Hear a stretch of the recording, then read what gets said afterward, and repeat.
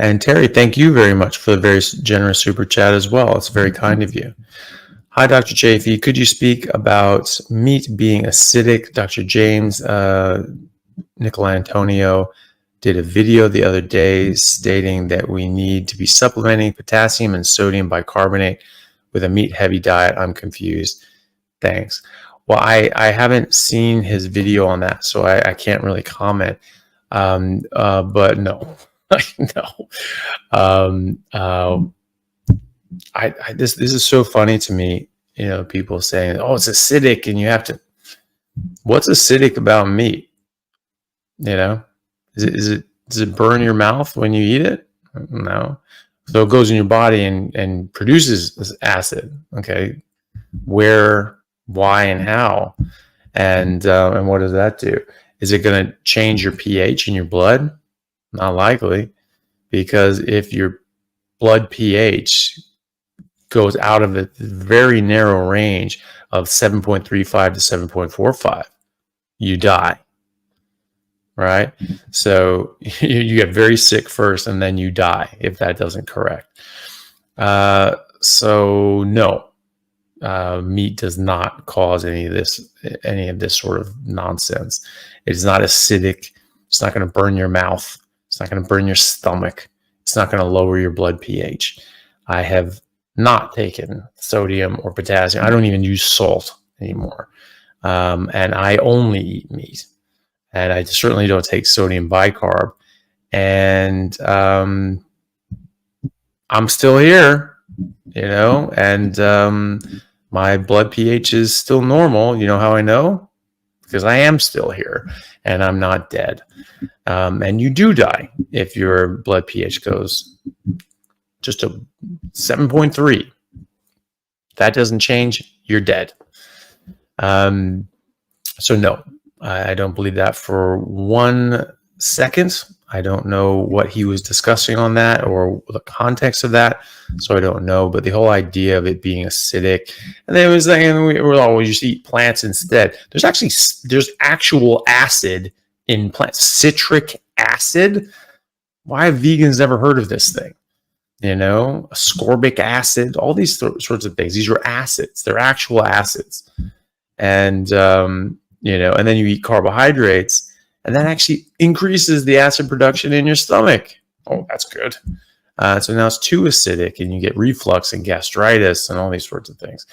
So no, the problem comes when you eat things besides meat.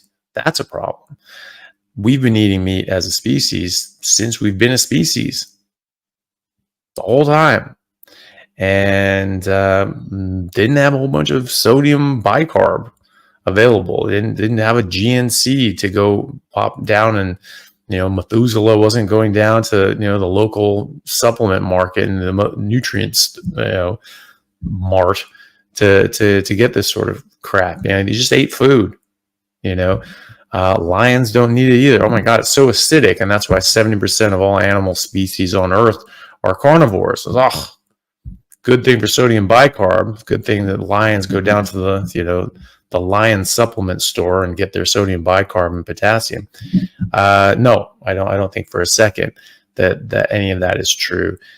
We have examples right now of people living in the Arctic Circle who have no access to plants and certainly no access to supplements, and they exclusively eat meat or near exclusively eat meat, and certainly exclusively ate meat historically, like the Inuit and Nanette and others.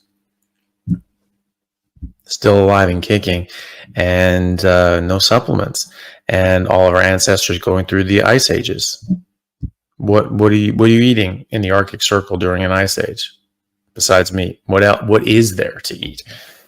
You know, for the people to say no, everyone was running away towards the equator. That's where all the fruit and berries were. Nonsense. The fossil record is very clear that we went up into the ice. When the ice shelves were coming down, we were going up. Homo habilis did that 2 million years ago, 2+ million years ago. And there are a lot of other examples of humans in the Arctic Circle during the ice ages, going back quite a far way. So I just reading articles that humans were in the Arctic Circle a lot earlier than people thought. Previously, we're finding more and more records of chopped up, butchered mammoth bones that were clearly eaten by humans because they were using stone tools and things like that to cut them up and eat them. So, no, I don't think for a second that meat is doing anything untoward in our body, and certainly not making us acidic. There are no acids to speak, or meat is not acidic, I should say, and it's not going to make your body more acidic than it's supposed to be. It's our physiological diet. That's what we're supposed to eat. So again, can't speak to what James said. I have no idea what he said. So could very well have been a nuanced discussion that means something else. But no, you're not going to get hurt eating meat, and you don't need supplements. Besides just the nutrients that you are already deficient in leading into this. Like if your B12 is at 200, you should get a shot.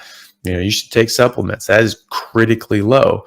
And, eventually you'll catch up just eating meat. Some people have absorption issues.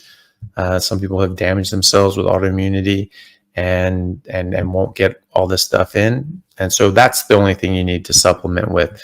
And generally, you just get that from a bit of liver to catch you up, and then you just maintain.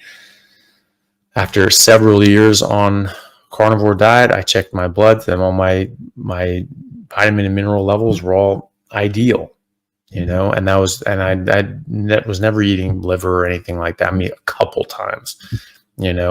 Some people, may need a bit more because they're not going to process it as well. They're not going to absorb it as well. So liver's a great idea. But in an appropriate amount, and especially when you're starting out, you're going to be deficient. You just are, and so you want to catch up with either supplements or nature supplements, which is organs. And I don't think you need to take the desiccated stuff. I'm certainly not advocating for those. You just eat organs, because they're a hell of a lot cheaper. You have a whole bottle of desiccated liver. And it's like $60, and it's a piece of liver that big, and all those pills. So it's just eat liver. It's good for you, and it's a lot cheaper to do it that way. It doesn't taste that bad. Stop being a baby. Just do it.